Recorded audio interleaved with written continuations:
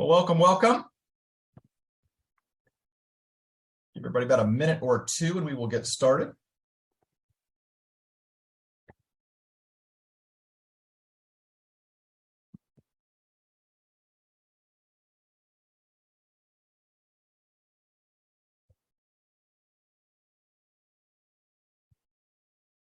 Fair number of folks on here today.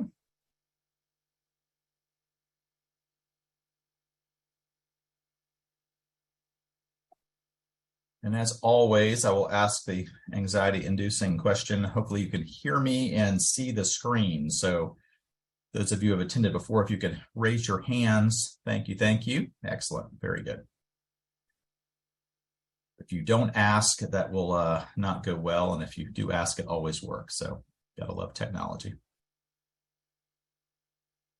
Well, I'm gonna go ahead and get started here. I've got 12:01 Eastern time, so happy or good afternoon for the East Coast cohort here, and obviously good morning to everyone west of us. And so I'm very, very glad to go through this talk today. I hope you're going to get some really good nuggets out of it. Really pleased to be able to release a new white paper, which everyone will get next week on this exact topic. So a couple housekeeping notes for those of you who have attended before. We will not be sending the slides out directly. However, they will be sent out indirectly as the free video link. We will include the white paper that I just mentioned as well. Any questions you have, would love to have those. We had a great set of questions on Tuesday, probably 12 to 14 questions at least. But if you could include that in the question and answer box, that would be wonderful. It's much easier for us to scrape.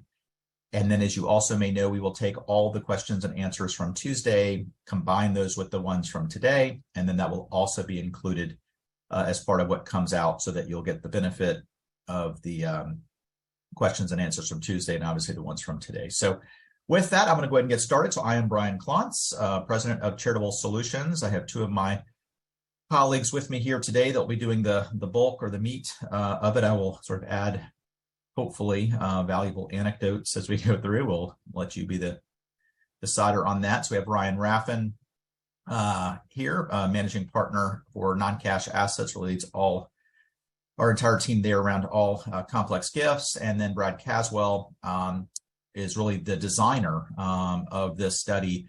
Most importantly, you can see our new report. So Brad and Ryan worked on the one from, it was a 2016 data. Came out really in 2017, early 2018. And so Brad said, it's been about 5 years, might want to do an update and sort of see what's happened. So obviously that's the point of today. So Brad will be walking us through a little bit of the design, obviously some of the outputs, and then Ryan will be talking about a bit about the specific charities in particular that have been receiving these types of gifts too. So with that, I will jump ahead. Many of you know there's like a 6-minute advertisement here, so hope it's not too painful. So I started the firm 20 years ago. We have our little 20th anniversary there at the bottom. So somehow I've made it that long. And our mission on day one, as it remains today, you can see at the top, is to help make charitable gifts happen that otherwise wouldn't, doing that primarily through aggregation and through structure and hopefully expertise as well. So I have a team of 28 now. So Ryan, Brad, and about 25 others to varying degrees. And so these are the 6 primary services that we offer. So quickly, sort of top right, emergency assistance, fund administration audits. Primarily do this work through a charity I created about 11 years ago called the Emergency Assistance Foundation. So again, same thing. We aggregate about 370 now, large company, including a lot of nonprofits, frankly, or governmental employers groups, and then we're able to run disaster relief and personal hardship grants through that independent charity. So you can see there we did about 300 million in grants. Those are globally, so we work with a ton of multinationals for their employees. And the main thing is because we're an independent charity, the donors in terms of payroll deduction, vendors, the company's foundation, the company itself, can make donations to our charity to their fund, full charitable deduction in doing so, and then we make grants to those individuals who have been impacted, in particular domestically, then that is tax-free. So we're able to support, in particular through COVID, natural disasters, personal hardships through that platform. Bottom right, professional advisor CE stuff that we're doing today, that has really, really ramped up. I just looked at my October and November schedule and it does not look good. But we'll like doing it. A number of our team members do it as well. And so we do obviously CE, but also training for board staff, nonprofits, and donors. And have about maybe 45 different topics that we can deliver, including, by the way, about 35 of those have been subjects of our past webinars. So all those are for free as well. And so I was hoping, and I still hope, that it's going to be about 50-50 Zoom to in-person. It's right now looking like 90% in-person, 10% Zoom. So maybe that will balance out. We will see, but a lot more on site, which is also good to see people in person finally too. Bottom middle, charitable appraisals. So our tagline is, if you can give it to charities, we can appraise it. So we have a team of 5 people that you can see all the different types of assets that we can appraise, whether those are through estates, but obviously much more typically as outright gifts and or for like income gifts. We only do the charitable appraisals. So we're sort of a one-trick pony in that space. But obviously for substantiation and compliance, those are very necessary to be done correctly. So we really have some expertise in that particular area. The next one is sort of the gift annuity bucket. So we have 2 different business lines there, service lines. One is gift annuity risk management. So we have an actuary on staff. We've been doing a lot of these recently, interestingly so, that we basically stress test larger pools, usually 5 million plus, most are 10 million plus, and to be able to identify any potential risks within the pools with the effort and objective of being able to maximize the residuum values. And so we do a number of different things there in terms of actuarial reports and specific recommendations. We also have sort of within and potentially in a, as a mutually exclusive service, looking at very large gift annuities, so that represent a concentration of risk. There are multiple ways of creating risk management there. However, some of which could be partial or full reinsurance. So we sort of design whether that makes sense, doesn't make sense, at what level, design, placement, and so on. So I've been doing that for about 25 years as well. And then the Gift Annuity Foundation. So we have the largest independent gift annuity platform in the country. We're coming up real close to 800 contracts, about 75 million in assets. This is dated, as you can tell. It's only a couple of years ago, but we're growing about 15 or 20% a year, doing more and more in the QCD space for gift annuities, maybe 4 or 5 of those, but we're getting a lot of questions about them. But we're also finding that a lot of advisors, professional advisors, and donors and charities didn't know what gift annuities were before the Secure 2.0 has really sort of brought them to fore a bit. And so we're doing a lot of traditional gift annuities based on this sort of conversations that have been sparked by the new QCD rules. So we're licensed in all 50 states. And the most important thing is we don't manage anything once it's liquid. It's being granted out. 100% of the residuum is back to the charity or charities that the donor wished to give to in the first place. So we can do them in New York and Hawaii and all these other fun places, but also can do them for illiquid or complex gifts. So most all of these are liquid or publicly traded securities, but we can do them for real estate and S Corp stock. I think Ryan worked on one that was crypto that did not go through, but we're having that conversation coming up a bit too. And the final thing is what we're talking about today. So top left there, obviously non-cash risk management. This is probably about half of what the overall firm does in various forms. And so 20 years ago, created a national public donor advised fund that does nothing but take in illiquid or complex gifts. And this gets back to our mission of helping make charitable gifts happen that otherwise wouldn't. You can see there, it's about 3 billion. It's actually probably closer to 3.5 billion now. Very, very important to state that these are gifts, 100% of which were initially declined by the charities that the donors went to. So we only get referrals from other charities that are not able, for whatever reason, to take in a particular gift. Too quick a turnaround, legal issues, tax issues, international issues, just capacity, sophistication, comfort. And instead of saying no, they then refer that over to us. So again, that's about 3.5 billion that we've been able to capture. We do roughly 1 per day. The average, you can see there, about 4.4 million per donation. So these are not small. And the average is fee is about 1.4%. That's held back at the time of settlement. And then 30 days after we receive liquid funds, it's going out. So it's going right back to the charity or charities that the donor was trying to give it to.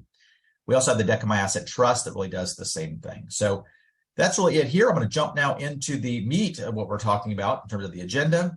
So sort of the non-cash market overview. I'm going to sort of hit that part myself. Then I'll be passing it over to Brad to talk a bit about the research design and sort of how we went about probing this. Big point here, huge nugget. So as I put in the email blast, Dr. Russell James' piece was incredibly seminal in terms of research in this area. Cash is not king. He has an incredibly good and concise executive summary.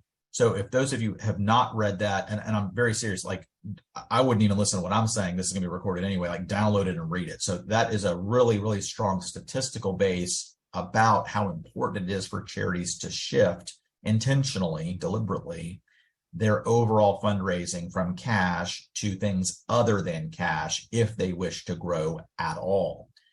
And in doing that, we always said, because we work on the very high end, like we see a lot of these gifts and they're growing exponentially, but it seems like it's a very small group that's doing it. So this is really an extension or sort of an add-on or supplement to the Dr. James much broader study of 1 million 990s and looking at it at the individual charity level.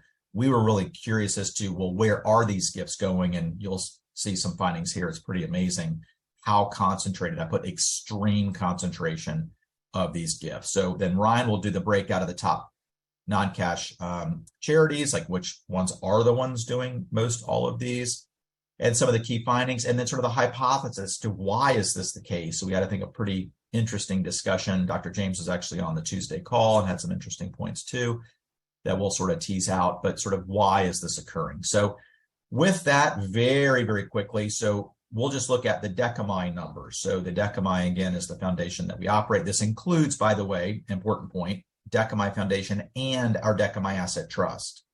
So when we're looking at these 990s, which we reviewed each one of the Schedule M's, which I'll show you in a minute or two, in some cases, charities, of course, will have multiple entities. So there could be potentially some slippage that we have in this data. I think because we did it in 2016 and 2021, I know there are errors. I know it. I don't think they're material or meaningful at all. I think that the message will be the same, but just important to sort of call out that there can be sort of individual charities with multiple entities receiving these types of gifts. So I'm not going to go through this a ton. This is 2021, so 261 donations were received. So this sort of matches up with the data we're going to talk about, which is why I just want to let you see sort of in one sort of data point about what we're looking for. And all of this is on Schedule M. And so that's the data that then Brad looked at. So of the 261, you can see it's about 1.2 billion. 61 of the 261 were real estate. You can see the amount. Business interest, 151. So this is sort of deconstructed into that larger number. So the breakdown is roughly 50. And you might say, Brian, that 14 is not 50. It kind of is, because a lot of LLCs elect to be taxed as S-corps. But from an entity itself, it is an LLC, but for tax purposes, it is an S-corp. So a number of these, let's say 15 or 20, it's not 60, will likely be S-corp. So if you sort of flip some of these LLCs into S-corps, it's going to be weirdly balanced between those three. You can see cryptocurrency. Again, this was 2021, about 37 of them. I always tease out the 0.2 to say that's less than 2% of what we receive overall, but everybody wants to talk about it constantly. But if they say, I'm happy talking about cryptocurrency, let's talk about business interests. that's where all the wealth is. Let's talk about that. Oh, we got that handled. I love you. No, you don't. Let's talk about business interests, then real estate, then maybe cryptocurrency. So again, 2% versus 95% of what at least that we see. Very little amount in cash. That's sort of usually a little bit one-offs. And then you can see here foreign stock, life insurance, other types of weird structures or assets otherwise that would come in. So this just gives you an idea. This would be on our Schedule M. So when we sort of go forward here, what are the assets that donors have? And some of you have seen this chart. I'll mention it briefly. Green is usually good, right? In all marketing, green means go. Green is good. Green's positive. Green's horrible on this chart. So this chart is Federal Reserve, did census, financial wealth, household data. This group, Visual Capitalists, put a visualization, which I think is fantastic. I keep joking to say they love blue a little bit too much because we've got other colors, but they got very excited about blue.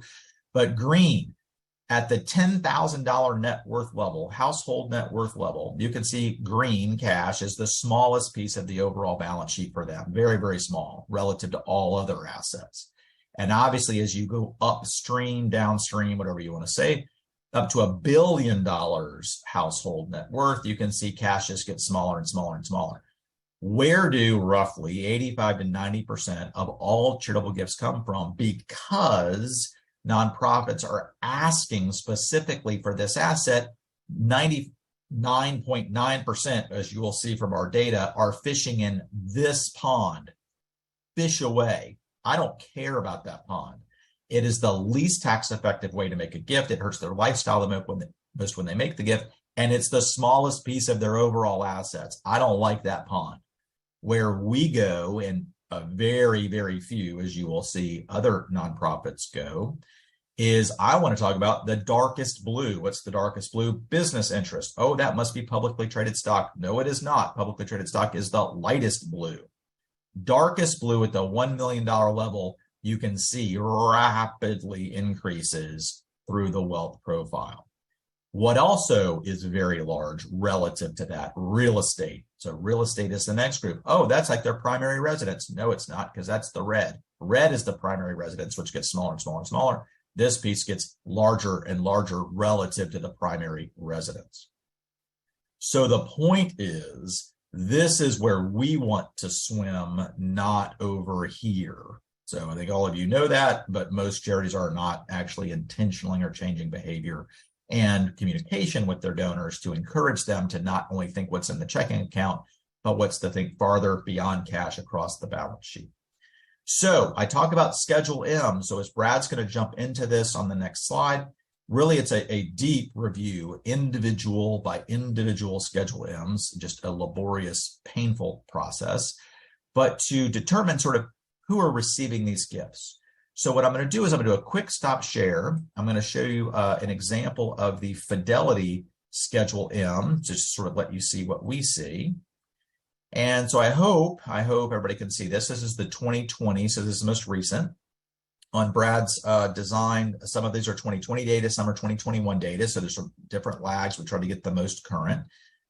So every charity has a Schedule M, in even those that take in publicly traded securities. So you can see publicly traded right there. So they can take in schedule, or they have to produce Schedule M as part of their 990. It's always one page. It's not 60 pages. It's one page. And so you can see there all of the amount that they received. And what it also includes is the number of those particular assets, and obviously the overall value. So here we see 117 closely held security interests. To me, this ought to be blobbed together anyway, versus partnerships, LLCs, and trust interests. It's kind of the same thing, a little bit different, but you can see there it's about 280 or so, 290 of those types of gifts. And you can see here adds to about $1.2 billion. So that's in 1 year.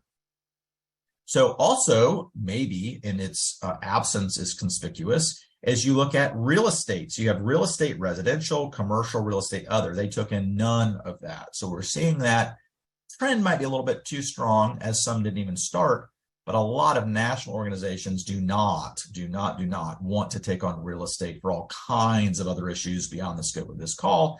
But it's just a lot more risky, clunky, process intensive, labor intensive. And so you'll sort of see some of the data around that as well. And then finally down here, you can see life insurance. Interestingly, they took in one life insurance policy for about $6,000. So that might have been for a very good donor of theirs beyond that. That's a long road for a $6,000 gift. Not sure. Grains, so it could be soybeans. We've taken a lot of soybeans before, corn, wheat, things like that. But again, they took in a little bit of grain for about $60,000. And then you can see cryptocurrency. So I want to sort of tease this out too. So we did 37, they did 343. So at least by number, that's more than all of their gifts combined. However, at least by dollar amount, 176 million. Still good. I'm I'm saying that's a small number, but relative to the 1.2 billion, it's still less than 10% of that number as well. And again, this was 2020 versus our 2021.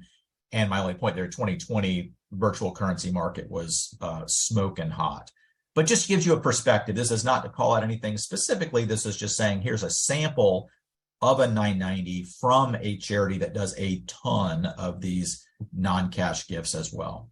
So I'm going to stop sharing, jump back over, make a comment or two on sort of the data, and then be able to pass it over to Brad. So one thing I mentioned too, sort of separate orgs, jumping to two here, may not easily be consolidated on the 990 or the Schedule M. So we may not be able to see those, kind of like our Decami Foundation and Decami Asset Trust. Religious charities, going back to number one, may not even be required to file a 990. Therefore, we wouldn't be seeing the Schedule M. Having said that, I would be blown away if there's much activity at all for generally smaller religious charities that are not filing a 990.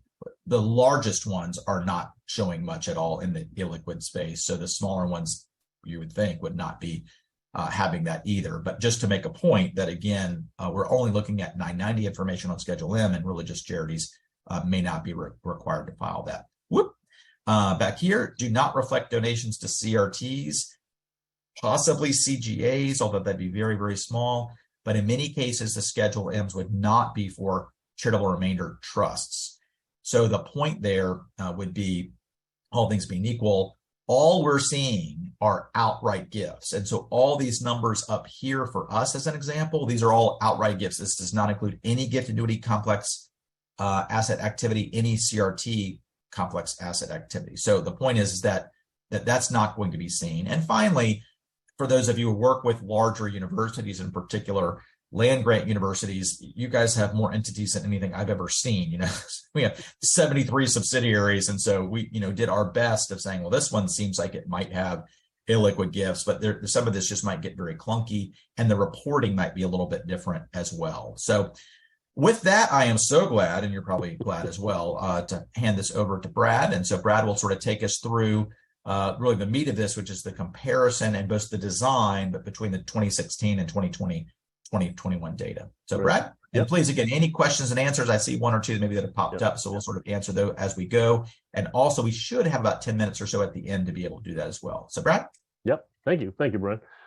So I wanted to just explain the methodology quickly so you understand perspective-wise. In 2016, I played off of the philanthropic 400 list from the Chronicle of Philanthropy. So there were 400 top charities they identified. I started going down the list from number 1 down to number 400. And what I realized was when I passed about number 100 in reading through all of that 990 information or Schedule M information that Brian referenced, as I went through that list, it was striking that once I passed about 100, 105, organizations did not have a Schedule M in their 990. So that's why I stopped the sample at 211, because the first 100 had information, had Schedule M's, the next 100 didn't. And so I just made the assumption that it was likely that anybody beyond the top 100 weren't going to have any Schedule M. So was the rationale for the numbers in 2016. This time around, just to make a real quick point, Brad, when you say they didn't have a Schedule M, I think what you're saying is they didn't have any non-cash assets on their Schedule M. That's true. They probably had publicly held securities. They all had Schedule M's, but no non-cash activity. Good point. And then, so this time around, I went through and pulled out of GuideStar all of the organizations that had revenue over $100 million on their most recent 990. And that showed about 555 organizations that between their 2021 reporting, the latest reporting, had $100 million in revenue. So that was the basis of doing this analysis.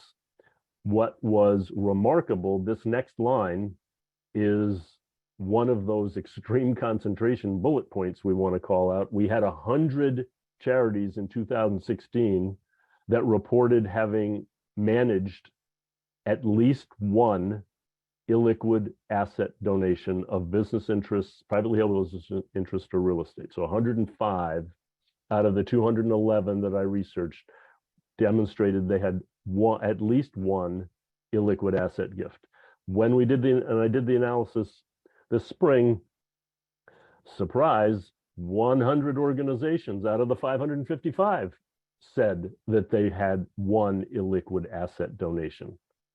That is amazing. The names of the organizations are very common across both groups, but it was just really, 100 and 100. It doesn't matter how big that sample gets. Apparently, it's still going to be 100 charities.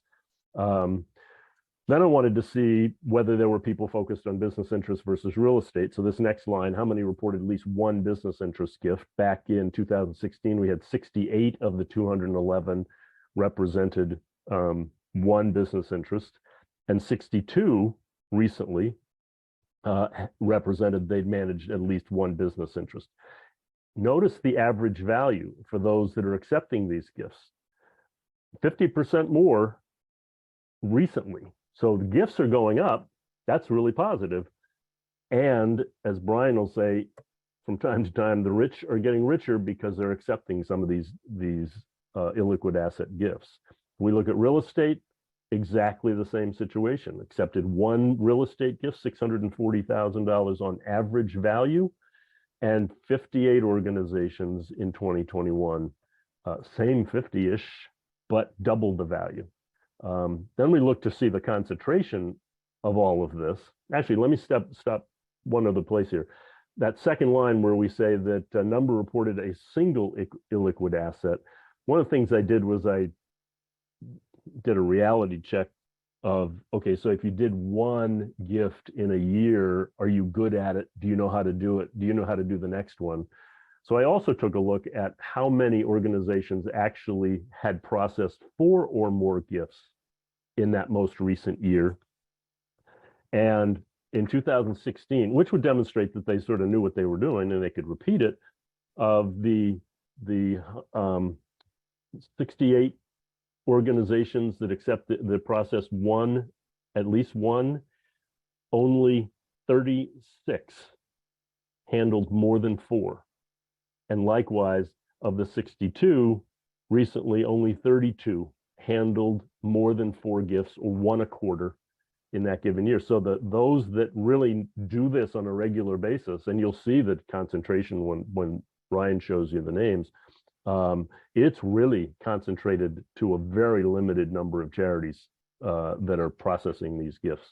So the last 2 lines, the bulk business interest, this is try to see where is that the concentration. And if we looked at the top 7 organizations accepting business interests back in 2016, 7 organizations managed 80% of all of the business interest gifts in 2016 for $1.4 billion in value. And it was still only 10 organizations, this time handling 87% in the recent survey, and 4x larger in terms of the value that they're handling. And you can see the real estate side, exactly the same. 3 organizations were handling 50% of all of the real estate gifts in 16. 4 organizations handled it in 2020-21. So those that were doing it in 2016 continue to do it with great success and reward, I would say, in 2021. Brian, I know it jumps out at you that I missed there. Yeah, and I think I'll maybe make, if I can paraphrase what Dr. James was saying, is like, well, this is depressing in many ways because all of the work that he has done, hopefully we have done, a lot of people on this webinar have done personally and in terms of research and presenting, it's almost mathematically impossible that these numbers didn't move more. I mean, this is the weirdest thing. At 5 years later, nothing has changed in terms of the number of charities, 105 versus 101 and so forth. But he also said the huge potential upside, or the optimistic way or exciting thing to look at, the numbers of these have basically gone up 3x. And so you have a lot more of these occurring, but it's to the same charities. And you can see here, when we talk about 10 receiving almost 90% and 4 receiving 50%, some of these are the same charities. Roughly, we're talking about, I want you to just process this, at about 1.4 million public charities that exist, 1.4 million, you're really talking about a dozen, 12 of them that are receiving all, pretty much, of these illiquid transactions. And of those non-cash transactions, they are 3.5 to 4 times ish what they were 5 years ago. So it's a very weird bifurcation. I also will say quickly that he was saying, well, maybe what's happening is a lot of the nonprofits are referring to some of the charities that Ryan's going to go through here in a minute.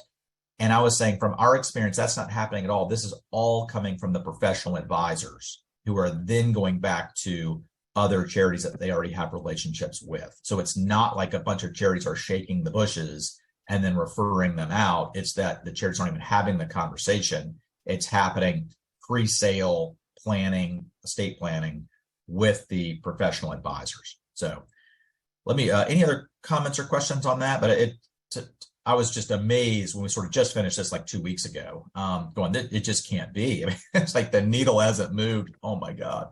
But in terms of the numbers of charities, the needle has moved a ton in terms of the value of these that are coming in. Anything else there, Brad, at all? Or we can jump on to Ryan's fun section, because usually in the Q&A, we had this on Tuesday. Well, who are the charities? Who are the charities? Like, we designed this perfectly because here are the charities. So this is, you can see the 2016. So Ryan, you want to walk us through this one? Yeah, absolutely. So, and the important thing is we're looking at this, these are the charities at the top end. But the key, as you're looking at this, this is by value, by dollar value. So, not by number of gifts. And for 2016, what we're seeing here is, and I think what everyone should focus on is that segment in blue. That's all others. That's everyone who's not among these top 8 listed charities here. Most of the top 8 are national donor advised funds. You have a couple community foundations that are outliers probably, and that's what we're going to see for the next few slides here as we look at the 2021 numbers for business interests, and then look at real estate in 2016 and 2021. You can kind of pick out which groups are outliers because they're usually doing a small number of gifts. One thing I want to emphasize, Fidelity Charitable at the top here, not surprising, having just looked at that Schedule M from 2020, they were at the top in 2016 as well.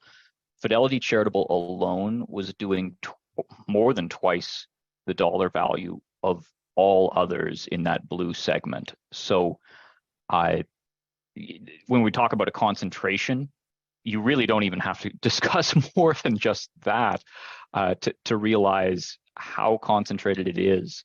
Not only is that blue segment a small portion of this pie chart, it's less than half what the top charity by dollar value is.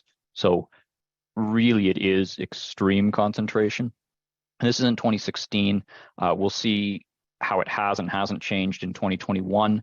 Do want to talk about the outliers on the 2016 in particular. Columbus Foundation is one that really jumped out to me. Only 3 gifts at 120 million in value.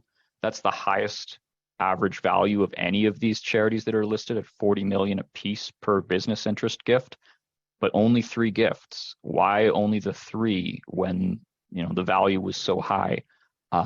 Obviously, we don't know. I would love to know if anyone on this is at the Columbus Foundation or understands what the background is there.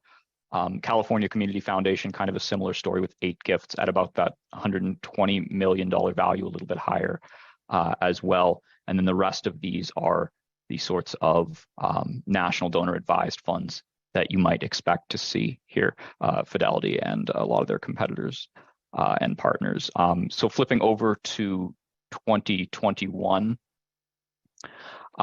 things have changed a bit, but also stayed the same. Fidelity still the largest, although not by quite as much. Vanguard Charitable took in some very large gifts to get to $1 billion on only 31 gifts. Again, that group in blue, the all others, it's still significantly smaller than what Fidelity was taking. However, and maybe this is the silver lining, that number there, the dollar value again, has gone from about 260 million to 1.15 billion. So we're talking about 4x in terms of value. That's pretty good growth for the all others category. However, as we look at the 2020-2021 figures, these national donor advised funds, I think we have 9 others here, and the groups at the top end, Johns Hopkins, and then in the bottom left, I'll talk about that one. There was growth there too. So these dollar values have all gone up significantly. Fidelity went up, I think, 3x. So from just under 600 to 1.8 billion. And we're seeing growth really among all of these top end charities, which means even though the all others category in blue has seen a lot of growth, it's not really eating into these top end charities here. I do see some outliers again. Johns Hopkins really did quite a bit, 35 gifts at 330 million. That's a lot of big business interest gifts in 1 year. Right below that in kind of the orange gold, we don't have the charity name in there because it was too long to fit in the pie chart. The name of the charity, and I'll read it out to make sure I have it right, Johnny Morris Ozarks Heritage Preserve. I had not heard of the charity before. 3 gifts, almost 350 million. Again, a very high average gift value. Johnny Morris is the founder of Bass Pro Shops, which is a private business. And so I think you can make a guess about the nature of what these business interest gifts may have been. Who knows? Could be wrong, but that seems to be, that you can connect the dots there. So with the business interests, we're seeing growth overall in the total dollar value, but again, still an extreme concentration among these top 8 or 9 charities. Flipping over to the real estate side, even more concentrated, really. And this is in 2016. We're seeing 50% or more among 3 or 4 charities. Nature Conservancy, as you might expect, was taking the most real estate. St. Jude was taking quite a bit as well. They did not report a value, so hard to kind of figure in how they impacted the total value, but I would guess their average gift size was probably not something like $10,000. So you would figure probably multi-million dollars with that gift volume, 50 gifts. So these 4 charities really probably accounting for well over half of the total dollar value of real estate donations in 2016. And what does that suggest to me? Lower number of gifts in 2016 compared to business interests, lower dollar values. I don't think it's because real estate is worth less than business interests or that donors are less interested in giving it. I think it's because charities just do not want to accept real estate. That's what I suspect when I look at this data, when I look at Brad's data. So that's what we saw in 2016. 2021, kind of more of the same. Again, we see 4 charities accounting for over 50%. And we see some outliers, and interesting outliers, really. The top charity by dollar value, Sobrato Foundation, that's a supporting organization. 2 gifts, 80 million. Again, very high average gift value. That's very valuable real estate, but probably an outlier. They're probably not going to be doing that dollar value every year. University of Calgary, that's an unusual one. That's a Canadian university. So their foundation is landing enough real estate value to get them into the top 4 of all charities in the United States. And it's a Canadian university, my hometown university. And I will say University of Calgary in Canadian oil country, very good chance that real estate had something to do with oil and gas. But who knows? I mean, similarly, you can guess about the University of Illinois, 10 gifts there, probably some farmland in the mix there. But that's one thing we noted here, starting to see some universities pop up at the top end. And then weirdly, Nature Conservancy not here anymore. Not sure of the reason for that. That was something that didn't really make sense to us, why they would have gone from being the top charity and obviously a charity with a lot of expertise in real estate. I mean, it's right in the name, and seeing them not on this list at the top anymore was a little bit surprising. So that was what we were seeing for real estate more recently. And again, same thing, higher number of total gifts, higher dollar values, still significantly less compared to what we're seeing with business interests for the same time period.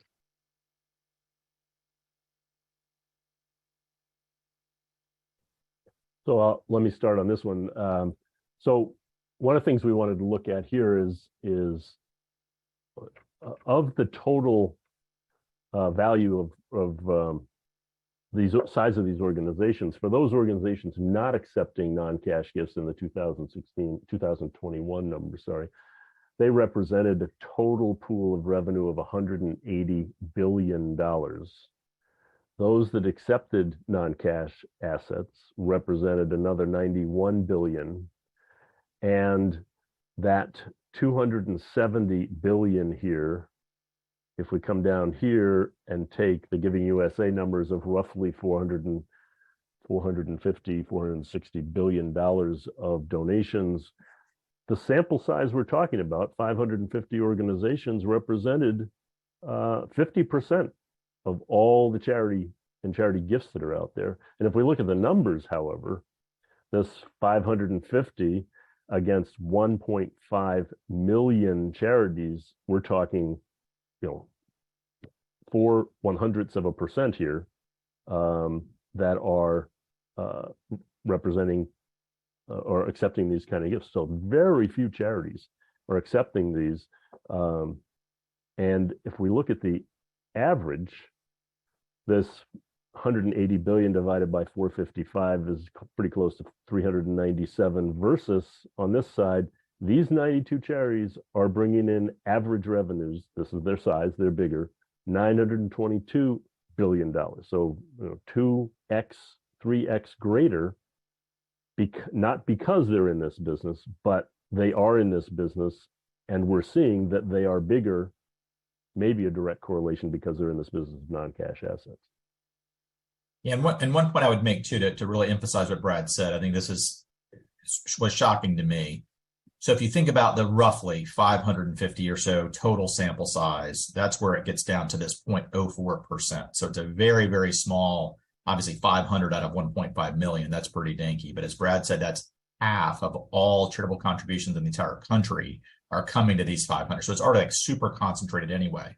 But within that group, if 0.04%, that's 0.04% is the total sample size, and roughly 1/4 of them are actually accepting these non-cash assets at all. Now, the quick math is that it's actually 0.01% are the ones that we're really talking about that are receiving all of these non-cash gifts. And so it's not like if you think about the income sort of inequality distribution where you hear, oh, the top 1% has gathered X amount of assets, not talking about charities, obviously talking about more individuals or households, and like, oh yeah, but what about the top 1/10 of 1%?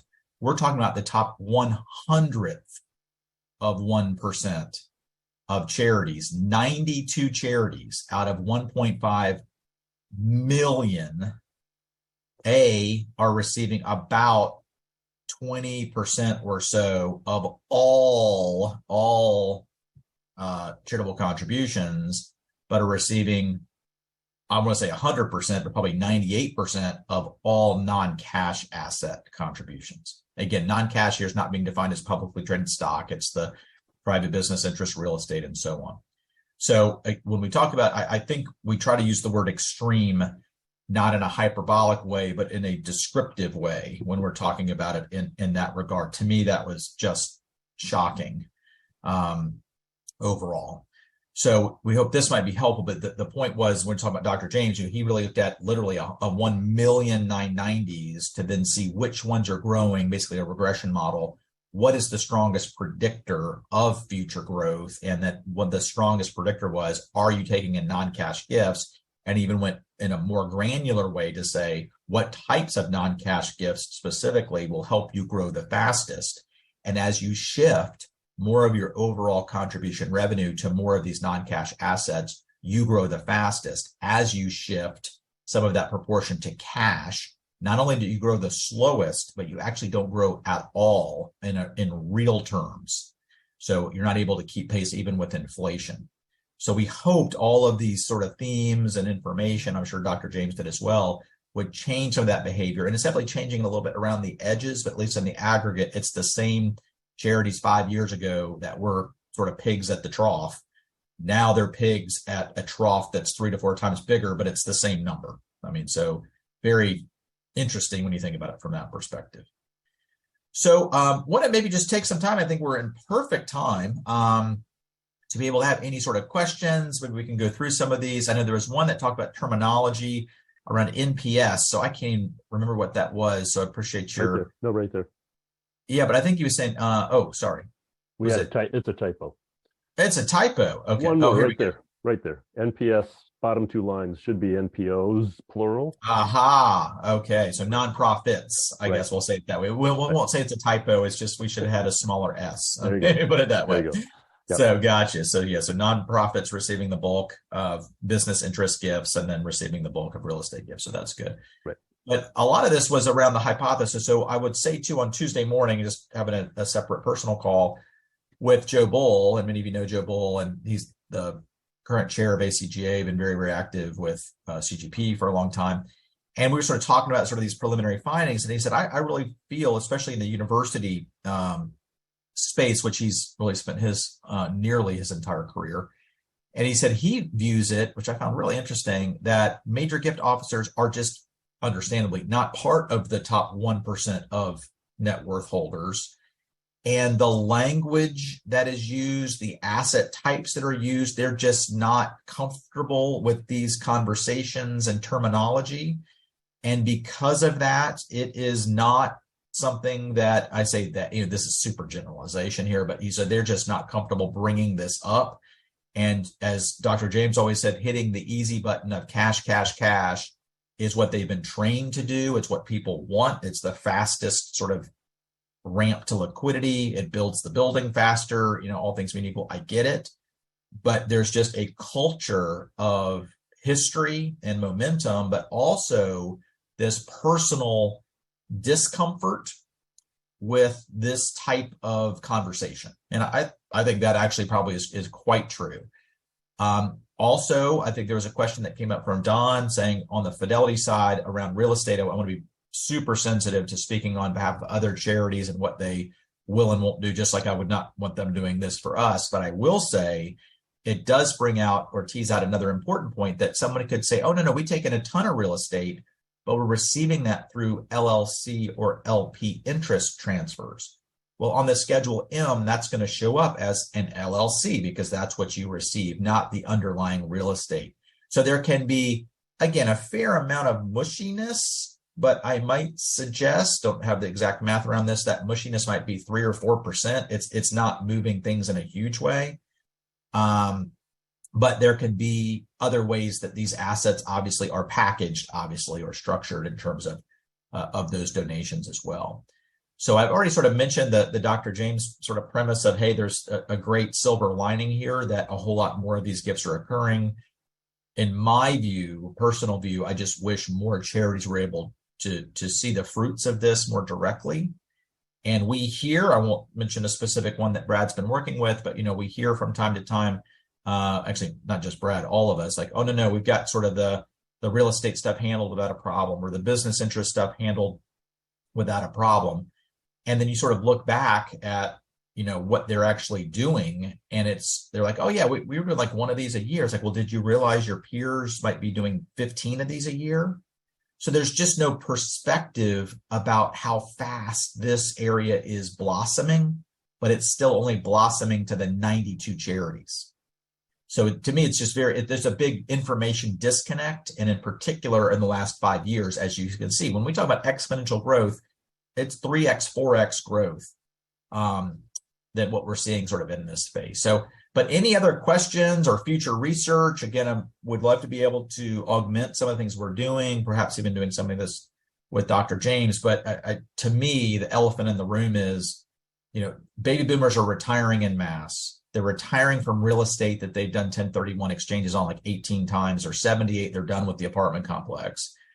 And they're the business interest people who purchased, did their business, started in their garage 27 years ago. They're retiring from that business. And so all of these exits are taking place. They're also, which I've mentioned ad nauseum, I know, but the most charitable inclined people always are privately held business interests in real estate, always. And so for the most charitable inclined people who are all retiring at once, that have these assets with the lowest cost basis, most highly appreciated long-term capital gain property they have, that's the holy grail of charitable planning, that only 92 charities are actually receiving those gifts, and 1.49999 million charities are not. And to me, that is just a painful disconnect. Well, Brian, let's look at some of the other questions. Are there some that are coming in, Brad, you're able to see? I was going to add one other perspective, and that is that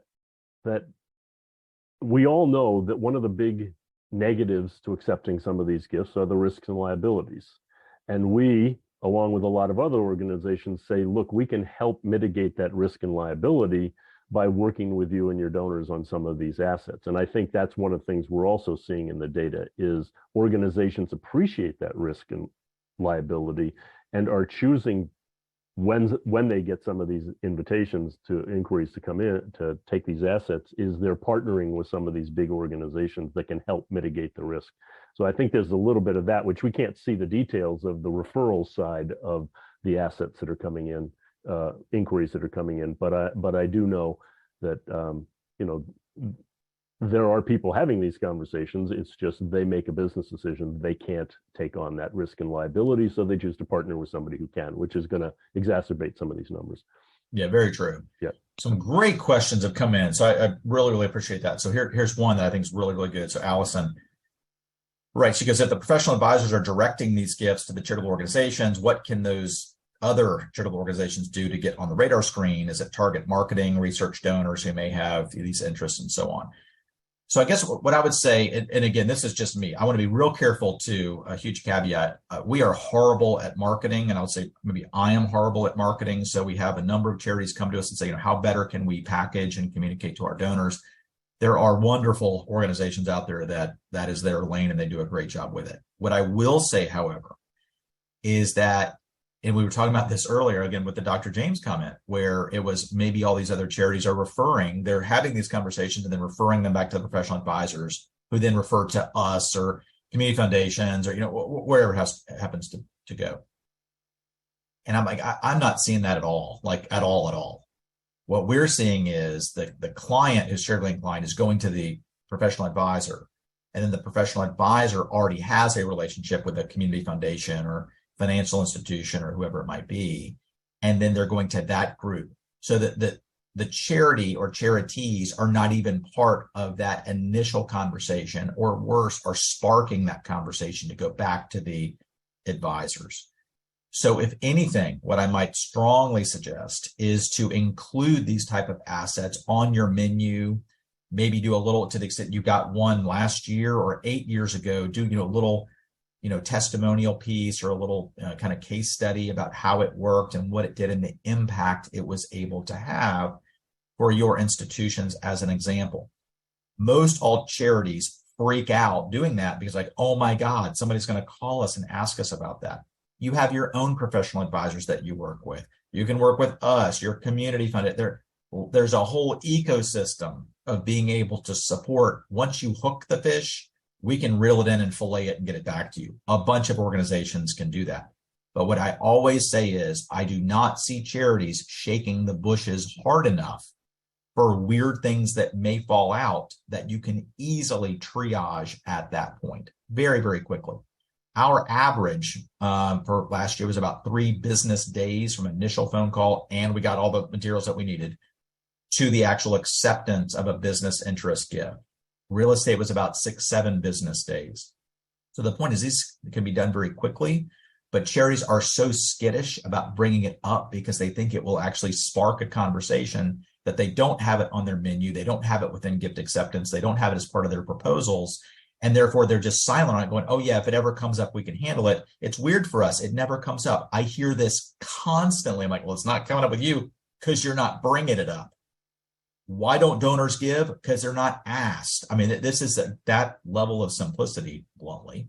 So at least having the marketing and communication, and we're happy to have the conversation. We may not be comfortable taking in the real estate. We may not be comfortable taking in cryptocurrency, but there are tons of, not just us, there are a bunch of groups that are able to help you do that. So I guess I would make that point. And I think Jill asked sort of the same thing about sort of how do you get in on the market and business interest. Ryan, like 4 minutes before we started this webinar today, I thought I had such a good poignant comment. You might want to just make it, Ryan, about sort of the arts, thing that you mentioned, not to put you on the spot, but I will anyway. It just occurred to me as we were getting ready to start this that museums are always soliciting gifts of artwork from their donors, so they're comfortable doing that. But as we've seen from our study, they're not soliciting these gifts of business interests and real estate from those same donors. What are the odds that those donors are wealthy enough to have artwork that a museum wants to put up on display, but they don't have valuable business interest investments or real estate investments? It doesn't seem possible to me that kind of donor doesn't have assets on the balance sheet beyond the type of artwork that the museum wants to solicit, but the museum is overlooking those other assets. It just really seems like a missed opportunity when there's a willingness to solicit only a really small slice of the balance sheet. Going back to one of the very first slides that Brian walked through right there, given, especially on the higher end of the net worth, where all that wealth is, why focus on one small slice of the balance sheet pie? And I think what I would do, we got a couple minutes left. I've said it twice now, I'll say it a third time, that cash is not, Google it right now, cash is not king, Dr. James executive summary. And if that doesn't help open the eyes of your senior management, some of which are on this call today, your board, your finance investment development committee, nothing will. Easy for me to say, don't even try to do that. I mean, if that doesn't do it, then that door's not going to open. But it's exactly what Ryan said. Everybody is so focused on, when we talk with our donors, what are you focused on? On the green. Every single one of your major gift donors, every one will have things other than green. Every one. And I guarantee you, the stuff other than green is bigger than the green. I mean, I hate to make this so simplistic, but there's so much of this. Well, how do we know about what else is there? You don't need to know. They all have other stuff. Every single person's got real estate, and at least their primary residence. That may not work well from a tax perspective, but there can be all of this other real estate, other business interests that are not publicly traded, and at least having the publicly traded. But people were very surprised when we sort of came up with this initially. Like, I cannot believe that. Now, some of this is fixed income, so that's obviously bonds that are publicly traded stock. Mutual funds are sort of green. So you'd have to sort of mush these three. But even then, you mush the three at $1 million, you still have more private business interest gifts in the aggregate. You mush the three over here, you got a bunch more private gifts, interest gifts in the aggregate. So the point is that there's a presumption, a hugely false presumption, that how do we know if donors own this other stuff? You can go on the other side. It would be weird if they didn't. Like a crazy anomaly if they didn't own all of this other stuff. So as we close here, I don't want to be all on my soapbox yelling, but remember this slide, cash is not king, and that 92 charities, if you sort of mush all this stuff together, are taking in, you can see there, just between the real estate and the business interest gifts, you're talking about roughly $6 billion. Billion This is not like, oh, this will help us get to Orlando for the next conference. $6 billion. So these are ones that have completed. This is not like theoretical present value of the future. This is completed outright gifts. So as we close, without me being all feisty, here are all the past webinars. So we got 35 or so, all free. So then this will be posted next week, but any other ones are all free all the time. If you're more interested in learning about this, past webinars might be helpful. We also have Ryan as the editor of the book, and we're working on edition number 3 right now. Pray, pray, pray. We're going to get that done this summer. But Charitable Gifts of Non-Cash Assets, so that those of you who don't know, it's about roughly 450 pages of non-cash goodness, free PDF, or you can pay if you want the hard copy through Amazon. All of the proceeds currently go to the Charter Advisor and Philanthropy Designation Program if you chose to purchase it that way. But that can at least get some of the terminology and some of the help around this. But just know that working with your donors, they've got more than cash, having the conversation comfortably to talk about things beyond cash on their balance sheet, and then know that there are online resources and there are in-person resources like Charitable Solutions, like faith-based foundations, like National Donor Advised Funds, like tons and tons of community foundations that deal with this every day. The support is there, but raising, getting the donors to have that conversation is always the critical first step. And I firmly believe that if charities can be energized to do that and activated to do that, this number of like 6 billion or so, this is not a joke, could easily double or triple if the charities were able to bring that up more, still getting back to their financial advisors and professional advisors, maybe using us sometimes, maybe not using us, they're taking it themselves. That's great. Minimum 3 to 4 times the overall market. So with that, I hope this is helpful. And Brad, appreciate your leading the white paper study, and all the resources will be out next week. So thank you, everybody. Have a great week. Thanks, everyone.